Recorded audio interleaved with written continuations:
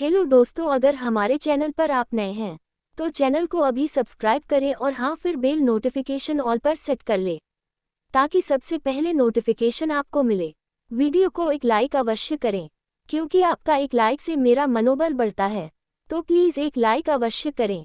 कहानी को पूरा सुनेंगे तभी आपको समझ में आएगा कि कहानी में क्या बताया गया है। तो सुनते हैं कहानी। इस कहानी में मेरा नाम सुप्रिया है। मैं एक छोटी सी गांव से बिलोंग करती हूँ। उसका नाम रामपुर है। रामपुर एक बहुत सुनहरा गांव है। इस गांव में बहुत प्यारे प्यारे लोग रहते हैं। सब लोग आपस में मिलजुल कर रहते हैं। मेरा परिवार काफ़ी बड़ा है। मेरे घर में लगभग 15 लोग रहते हैं।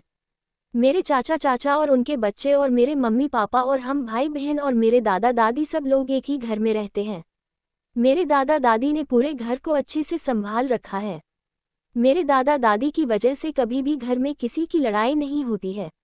अगर कभी मेरी मम्मी और चाची की लड़ाई भी होती है तो मेरी दादी दोनों लोगों को समझा देती हैं। मेरी दादी घर में सबसे ज़्यादा मुझे प्यार करती हैं। मैं अपनी दादी की सबसे लाडली होती हूँ, पोती हूँ।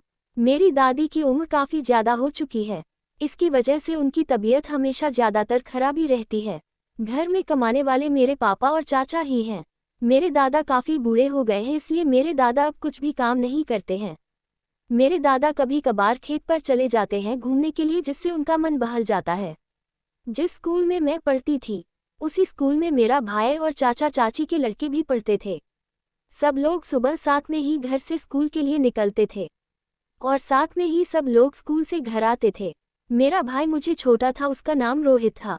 मेरी पढ़ाई कुछ ही दिनों बाद पूरी होने वाली है, लेकिन मेरे भाई अभी 9th क्लास में पढ़ रहा है, तो उसे अभी बहुत दिन लगेंगे पढ़ाई करते करते। मेरा पढ़ाई में इतना मन नहीं लगता है। मैं तो सोचती हूँ कि जल्दी से पढ़ाई हटे और मैं कुछ और करूँ। मैं पढ़ाई से बहुत बोर होती हूँ। मुझे पढ़ाई करने का बिल्कुल भी मन नहीं करता है। मेरी पढ़ाई पूरी हो जाने के बाद मैं सिलाई सीखना चाहती हूँ, लेकिन मैं अभी घर पर किसी को नहीं बताया है कि मैं पढ़ाई के बाद सिलाई सीखूंगी। जहाँ तक मुझे पता है मेरे मम्मी पापा मुझे सिलाई सीखने के लिए रोक टोक नहीं करेंगे। मेरे मम्मी पापा मेरी हर एक बात मानते हैं क्योंकि मेरे मम्मी पापा मुझे बेपनाह प्यार करते हैं। मैं घर पर इतना पढ़ाती हूँ कि जिससे मैं पास हो सकूं। कुछ दिनों बाद मेरे एग्ज़ाम शुरू हो जाते हैं और मैं एग्ज़ाम को देता हूँ। एग्ज़ाम हो जाने के बाद मेरी मार्कशीट निकलती है। मैं मार्कशीट पर पास हो गई थी। हालांकि मेरे नंबर ठीक ठाक नहीं थे, लेकिन मैं पास थी। मुझे इसी बात की खुशी थी कि मैं पास हो गई। मुझे तो ऐसा लगता था कि मैं पास नहीं हो पाऊंगी क्योंकि मेरा मन पढ़ाई में बिल्कुल भी नहीं लगता था। मुझे पहले से पता था कि मैं पास भी हो जाऊंगी तो इतने अच्छे नंबर नहीं आएंगे, लेकिन नंबर से क्या होता है, मैं पास हो गई, इतना बहुत है। कौन सा मुझे आगे पढ़ाई करनी है? मुझे अब सिलाई सीखनी है। मैंने अपनी दोस्तों से पूछा कोई अच्छा सा सिलाई सेंटर बताओ जहाँ अच्छे से सीखते हो सिलाई। तो मेरी दोस्त एक सिलाई सेंटर का मुझे एड्रेस देता है। मेरी दोस्त ने जो एड्रेस दिया था उसके पास ही मेरे मामी मामा रहते हैं। मेरे लिए ये तो और खुशनसीब वाली बात है कि मैं जहाँ सिलाई सीखने जाऊंगी वहाँ मेरे मामी मामा भी रहते हैं पास में ही। मैं अपने मामा मामी के ही घर से सिलाई सीखूंगी। मुझे इतनी दूर रोज का आना जाना भी नहीं होगा। मेरे घर से सिलाई सेंटर लगभग 15 किलोमीटर दूर था। रोज आना जाना बहुत मुश्किल था। मैं सारा प्लान सेट कर चुकी थी, अब मुझे सिर्फ मम्मी पापा की सलाह लेनी थी। मैंने अपने मम्मी पापा से बात की कि मुझे अब सिलाई सीखनी है।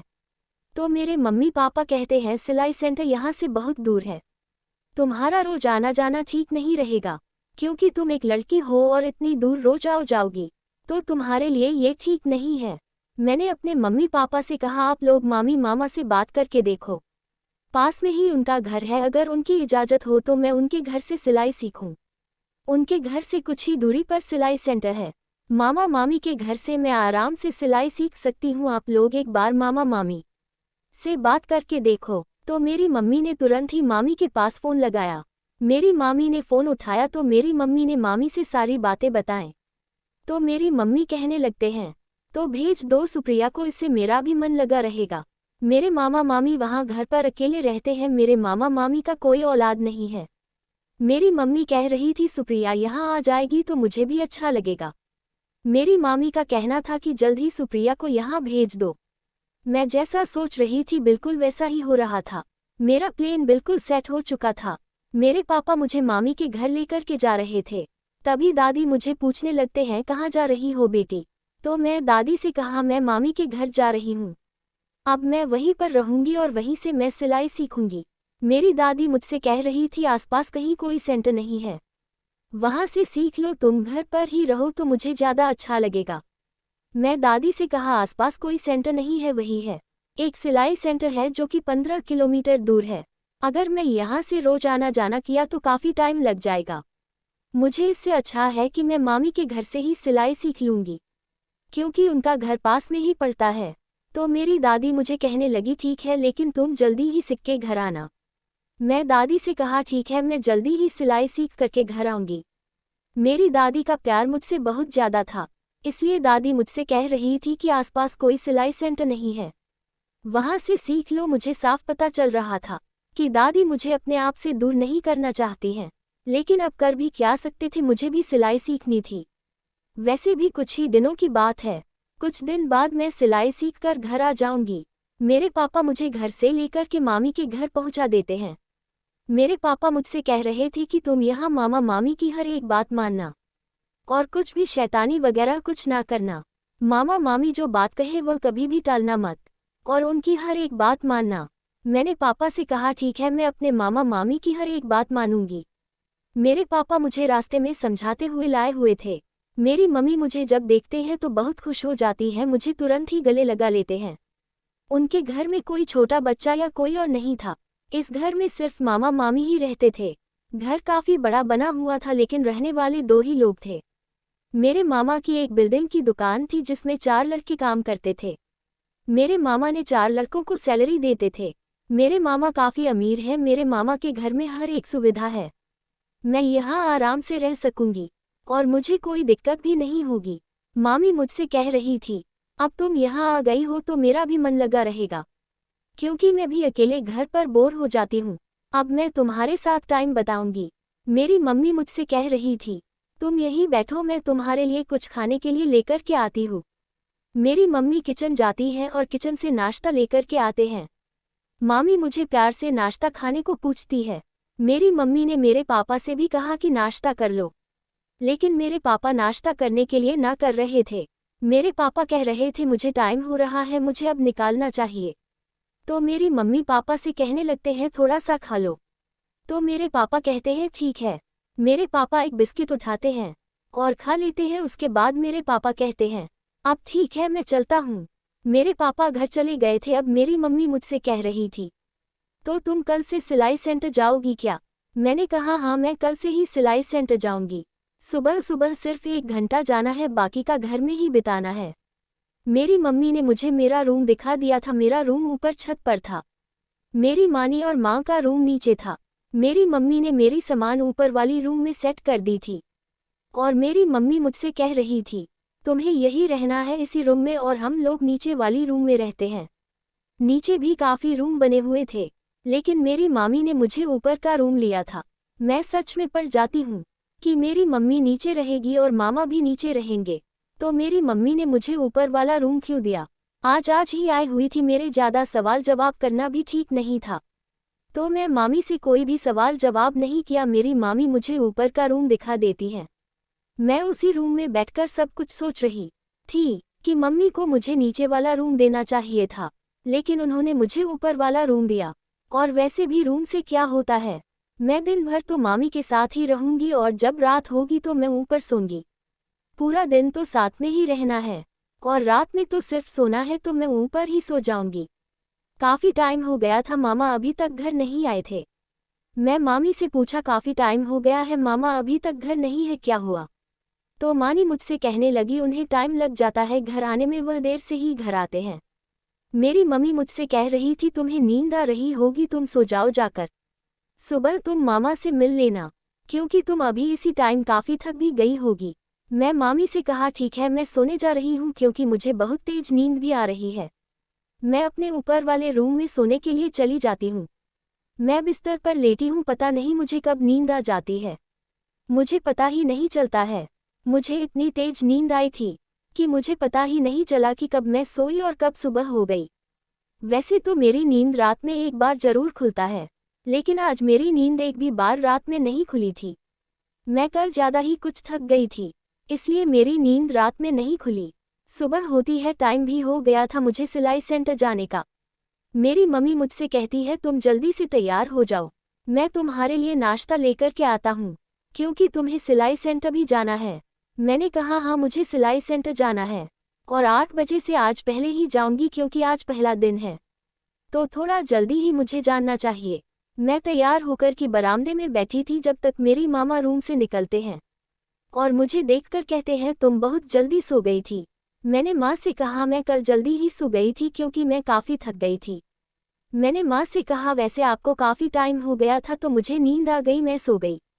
तो माँ कहने लगे चलो कोई बात नहीं। मेरे मामा मुझसे कह रहे थे तुमने नाश्ता कर लिया? मैंने माँ से कहा अभी तो नहीं मम्मी, नाश्ता लेकर के आती ही होगी। मेरी मामी भी जब तक मेरे लिए नाश्ता लेकर के आ जाते हैं मैं नाश्ता करती हूँ और सिलाई सेंटर के लिए निकल लेती हूँ। मैं सिलाई सेंटर पहुँचती हूँ। मैं जहाँ सिलाई सीख रही थी वहाँ 20-25 लड़कियाँ एक बैच में आती थी। मैं 20-25 लड़कियों को एक साथ सिलाई सिखाती थी। मेरा ये पहला दिन था। मुझे मेरा नाम पूछते हैं और मुझे काफ़ी अच्छी तरीके से सिलाई के बारे में बताते हैं। मैं की बोलने का तरीका काफ़ी अच्छा लगा मुझे। मैं बहुत अच्छे तरीके से सिलाई सिखा रही थी। मेरा ये पहला दिन था, अभी मैं किसी को अच्छी तरीके से यहाँ पर नहीं जानती थी, तो मेरी मैम ने मेरा इंट्रोडक्शन सबसे करवा दिया था। मेरा ये पहला दिन था और एक फ्रेंड भी बन चुकी थी। मुझे पहले दिन बहुत अच्छा लगा सिलाई सेंटर आकर के। मैंने अपने फ्रेंड शिवानी से पूछा तुम कब से सिलाई सीखने के लिए यहाँ आ रही हो? तो शिवानी मुझसे कहने लगी मुझे लगभग 1 महीना हो गया है। यहाँ आते आते अब काफ़ी सिलाई सीख चुकी हूँ। मैं काफ़ी अच्छी तरीके से सिलाई सिखाती है। मुझे इनकी सिलाई बहुत जल्दी समझ में आ गई।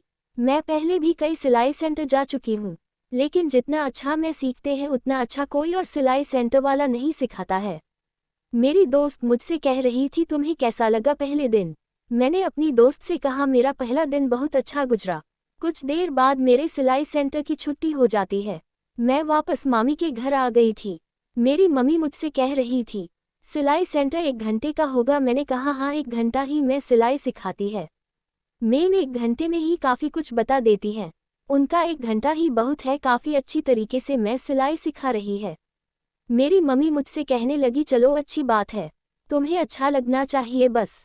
बातों ही बातों में शाम हो जाती है। मैंने खाना खा लिया था। उसके बाद मेरी मम्मी मुझसे कहती है अब ठीक तुम सो जाओ जाकर के ऊपर। मैं ऊपर जाती हूँ सोने के लिए। मेरे मामा अभी तक घर नहीं आए थे। मेरे मामा रोज ही लेट कर देते हैं आने में। मैं जब तक सो जाती हूँ माँ के आने से पहले ही। मैं 8 बजे सो जाती हूँ। मुझे नींद 8 बजे आने लगती है। लगभग 10 बजे मेरी नींद खुल जाती है। नींद खुलने के बाद मेरे कानों में एक अजीब तरह की आवाज़ सुनाई दे रही थी।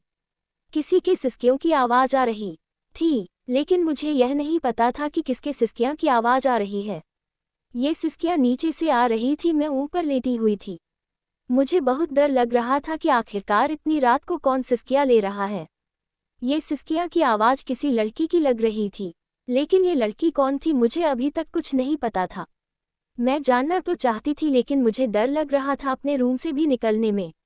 मैं ऊपर छत पर थी और मेरे मामा मामी नीचे सो रहे थे। पूरे घर में 3 लोग ही हैं, तो सिसकियाँ की आवाज़ किसकी आ रही है? मेरे दिमाग में अजीब अजीब ख्याल आ रहे थे। मुझे अब नींद भी नहीं आ रही थी। मैं आंखें बंद करके लेटी तो थी, लेकिन मुझे बहुत डर लग रहा था। मेरा एक मन तो कहता था कि बाहर देखना चाहिए कि यह सिसकियाँ की आवाज़ कहाँ से आ रही है, लेकिन मुझे डर भी बहुत लग रहा था, इसलिए मैं अपने बेड पर ही लेटी रहती हूँ। मैं कहीं भी नहीं जाती हूँ। मैं आंख बंद करके अपने बिस्तर पर लेटी रहती हूँ। थोड़ी ही देर बाद मुझे नींद आ जाती है और मैं सो जाती हूँ और पता ही नहीं चलता है कि कब सुबह हो जाती है। सुबह में उठती हूँ और उठ कर के तैयार हो जाती हूँ, क्योंकि मुझे 8 बजे सिलाई सेंटर जाना था। मैं तैयार होकर के और नाश्ता करके निकल जाती हूँ सिलाई सेंटर और 1 घंटे बाद मैं सिलाई सेंटर से घर फिर से आ जाती हूँ। मुझे वही रात वाली बातें याद आ रही थी कि आखिरकार किसकी सिसकियाँ की आवाज़ आ रही थी। मैं मामी से पूछने की सोची, लेकिन फिर बाद में मैं मामी से कोई भी बात नहीं पूछी, क्योंकि शायद हो सकता है कि मेरा कोई वहम हो सकता है यह आवाज़ किसी और के घर से आ रही हूँ, तो मुझे इतना ज़्यादा नहीं सोचना चाहिए। मेरी मम्मी मुझसे बात करने लगती है। जो रात में सिसकियाँ की आवाज़ आ रही थी मैंने उन बातों को इग्नोर कर दिया था। मैंने अपने आप से कहा था कि यह बहन हो सकता है। ज़्यादा मुझे नहीं सोचना चाहिए इसके बारे में। धीरे धीरे करके शाम हो जाती है और मेरी मम्मी मुझे फिर से कह रही थी कि तुम्हें सोने में लेट हो रहा है, तुम ऊपर जाओ और लेट जाओ जा करके। मेरी मम्मी मुझे रोज जल्दी ही सुला देती हैं। मैं खाना खाकर के ऊपर अपने रूम में चली जाती हूँ। मैं ऊपर बैठकर सिलाई सेंटर का काम कर रही थी और वही सब सीख रही थी। मैं अपने रूम में बैठी थी, काफ़ी रात हो जाती है। मेरे मामा शायद अभी भी घर नहीं आए थे, लेकिन मुझे ऐसा महसूस हुआ कि कोई ऊपर आ रहा है। मैं अपने रूम में बैठी रहती हूँ लेकिन ऊपर कोई नहीं आया था। जब ऊपर कोई नहीं आया था तो मुझे ऐसा क्यों लगा कि कोई जीने पर से ऊपर आ रहा है, क्योंकि जब कोई सीढ़ियों पर ऊपर चलता है तो थोड़ी बहुत आवाज़ आती है सीढ़ियों पर से, और वह आवाज़ आ रही थी, लेकिन वह चलने की आवाज़ सीढ़ियों तक ही आई थी। काफ़ी रात हो गई है तो मैं ज़्यादा कुछ नहीं सोचती हूँ और मैं सोने के लिए अपने बेड पर लेट जाती हूँ और कुछ ही देर बाद में सो जाती हूँ, जैसा कि मेरी नींद रोज खुलता है 12 बजे के आसपास। वैसा आज भी मेरे साथ हुआ। मेरी नींद 12 बजे खुल जाती है। नींद खुलने के बाद मुझे जो सिसकियाँ की आवाज़ रोज सुनाई दे रही थी, वह आवाज़ आज भी सुनाई दे रही है। मुझे कुछ भी समझ नहीं आ रहा था कि यह सिसकियाँ की आवाज़ किसकी है। कभी कभार मुझे लगता था कि यह आवाज़ बाहर से आ रही है, लेकिन बाहर से इतनी हल्की आवाज़ ऊपर तक कैसे आ सकती है, मुझे कुछ भी समझ नहीं आ रहा था। मेरे मन के अंदर बहुत सारे सवाल चल रहे थे। मैंने सोचा मुझे उठकर के आज देखना चाहिए, ये सिसकियाँ की आवाज़ कहाँ से आती है। मुझे अकेले रूम से बाहर निकलने में डर तो बहुत लग रहा था, लेकिन आज मुझे पता लगाना था कि सिसकियाँ की आवाज़ कहाँ से आती है। आखिरकार कौन सी सिसकियाँ लेता है इतनी रात में। मैं अपने बेड पर से उठी और अपने रूम से बाहर निकली। मुझे वह सिसकियाँ बार बार सुनाई दे रही थी। यह आवाज़ नीचे से आ रही थी और मैं ऊपर थी। मैं सीढ़ियों के पास जाती हूँ तो मुझे पता चलता है कि सीढ़ियों का गेट नीचे से बंद है। मैं ऊपर थी, मैं सीढ़ियों का गेट खोल भी नहीं सकती थी, लेकिन ये सिसकियाँ की आवाज़ नीचे से ही आ रही है। मेरे दिमाग में बहुत सारे सवाल चल रहे थे। मुझे एक भी सवालों का जवाब नहीं मिल पा रहा था। मेरे दिमाग में एक और सवाल यहाँ पैदा हो जाता है कि आखिरकार सीढ़ियों का गेट नीचे से किसने बंद किया और किस लिए बंद किया गया है। इस घर में 3 लोग ही रहते हैं। मुझे अब अपने माँ और मामी पर शक हो रहा था। उन्होंने ही सीढ़ियों का गेट बंद किया होगा। और यह सिसकियाँ की आवाज़ कहाँ से आ रही है, अभी तक ये नहीं पता था। हाँ, इतना तो पता था कि नीचे से आ रहे हैं, लेकिन किसकी सिसकियाँ की आवाज़ थी और यह आवाज़ रात में ही क्यों आती थी। 12 बजाते ही यह सिसकियाँ की आवाज़ आने लगती थी। मैं आज रात को तो पता नहीं लगा पाई थी, क्योंकि सीढ़ियों का गेट नीचे से बंद था। इसलिए मैं अपने रूम में फिर से आ जाती हूँ और सो जाती हूँ। और जब सुबह उठती हूँ तो सीढ़ियों का गेट खुला हुआ था। मैं जल्दी से तैयार और नाश्ता करके सिलाई सेंटर पहुँच जाती हूँ। मैं सिलाई सेंटर में प्लान बना रही थी कि मैं सारी सच्चाई कैसे जान पाऊंगी, मुझे क्या करना पड़ेगा आज रात को। मैं पूरा प्लान सेट कर चुकी थी कि मुझे आज रात में क्या करना है क्या नहीं। मुझे अब रात का इंतजार था कि कब रात हो और मुझे सारी सच्चाई पता चले। मैं 1 घंटे के बाद सिलाई सेंटर से घर आ जाती हूँ। मुझे ये दिन बहुत बड़ा लग रहा था। एक एक मिनट मुझे बहुत ज़्यादा लग रहे थे। धीरे धीरे करके मेरे इंतजार की घड़ी खत्म होती है और शाम हो जाती है। शाम होते ही मेरी मम्मी मुझे खाना देती है और खाना मैं खा लेती हूँ। खाना खा लेने के बाद मेरी मम्मी मुझसे कह रही थी, अब तुम जल्दी से ऊपर जाओ और सो जाओ जा करके। मैं मामी से कहा, ठीक है मैं ऊपर जा रही हूँ सोने के लिए, क्योंकि मुझे बहुत तेज नींद आ रही है। तो मम्मी मुझसे कहने लगी, ठीक है। मेरी मम्मी अपने रूम में चली जाती है और मैं सीढ़ियों से ऊपर जा रही थी। मैंने सीढ़ियों से नीचे देखा तो मेरी मम्मी अपने रूम में जा चुकी थी। मुझे कोई नहीं देख रहा था। मैं आज ऊपर नहीं गई थी सोने के लिए, लेकिन मामी को पता था कि मैं ऊपर जा चुकी हूँ, लेकिन ऐसा नहीं था। मैं सीढ़ियों से फिर से नीचे आ जाती हूँ। ये घर बहुत बड़ा था और इस घर में बहुत सारे रूम भी थे। आज मैं ऊपर नहीं गई थी, इसलिए मैं नीचे वाले रूम में ही छुपकर बैठ गई थी। मैं जिस रूम में छुपा कर बैठी थी उसके बगल वाला रूम मेरे मामा मामी का था। उसी में मेरे मामा मामी सोते हैं। काफ़ी रात हो जाती है। रात होने के बाद मेरे मामा दुकान पर से वापस घर आ गए थे। मेरे मामा और मम्मी अपने रूम के अंदर चले जाते हैं सोने के लिए। मुझे उन लोगों की आवाज़ सुनाई दे रही थी, हालांकि मुझे दिखाई कुछ नहीं दे रहा था क्योंकि मैं रूम के अंदर थी, लेकिन मैं उनकी आवाज़ से पता लगा सकती थी कि वह इस टाइम अपने रूम में है। मुझे आज बिल्कुल भी नींद नहीं आ रही थी। कुछ देर बाद मेरे मामा मामी के रूम से गेट खोलने की आवाज़ आती है। उसके बाद कोई ऊपर जाने लगता है और सीढ़ियों का गेट बंद करके नीचे आ जाता है। मैं चुपके से खिड़की से देखा तो ऊपर सीढ़ियों का गेट मेरी मम्मी बंद करने के लिए गई थी। लेकिन मेरी मामी सीढ़ियों का गेट रोज क्यों बंद करती थी? कुछ तो ऐसा है जो मुझे अभी तक नहीं पता है। मेरी मामी सीढ़ियों का गेट बंद करके अपने रूम में आ जाती है। मैं ये सब अपनी आंखों से देख रही थी। धीरे धीरे करके लगभग 12 बज जाते हैं। 12 बजे बजने के बाद मुझे फिर से वही सिसकियां की आवाज़ सुनाई दे रही थी। जब मुझे सिसकियां की आवाज़ सुनाई दी तो मैं तुरंत ही अपने रूम से बाहर निकलती हूँ। मुझे डर तो लग रहा था लेकिन मुझे सच्चाई भी जानी थी। मैं जब अपने रूम से बाहर निकलती हूँ तो सिसकियां की आवाज़ मुझे ऐसा लग रहा था कि मामा मामी के रूम से आ रही हैं। मैं जब उनके रूम के पास जाती हूँ तो मुझे पता चल गया था कि यह सिसकियां की आवाज़ सच में मामा मामी के रूम से ही आ रही है। मैंने अपने मामा मामी के रूम की खिड़की से झांक करके देखा तो मेरे पैरों तले जमीन खिसक जाती है, क्योंकि यह सिसकियां की आवाज़ मामी की थी। मेरे मामा मामी को बहुत बेदर्दी से मार रहे थे। मेरी मम्मी सिसकियां ले लेकर के रो रही थी, लेकिन मेरे मामा मामी को क्यों मार रहे हैं मुझे अभी तक ये नहीं पता था। लेकिन मुझे मामी पर बहुत तरस आ रहा था, क्योंकि मामा बहुत बुरी तरीके से मामी को मार रहे थे। मैं ये सब अपनी आंखों से देख रही थी और कानों से सुन रही थी। मेरे मामा जो दिन में इतने भले बनाकर घूमते हैं और रात में जानवर बन जाते हैं, मुझे कभी ऐसा नहीं लगता था कि मेरे मामा ऐसे हो सकते हैं। मुझे अब कल का इंतजार था। कल होते ही मैं सबसे पहले मामी से यही सवाल करूंगी कि मामा तुम्हें रात में क्यों मारते हैं। मुझे तो यह आए 2-3 दिन ही हुए हैं, लेकिन पता नहीं मामा कब से मामी को मार रहे हैं।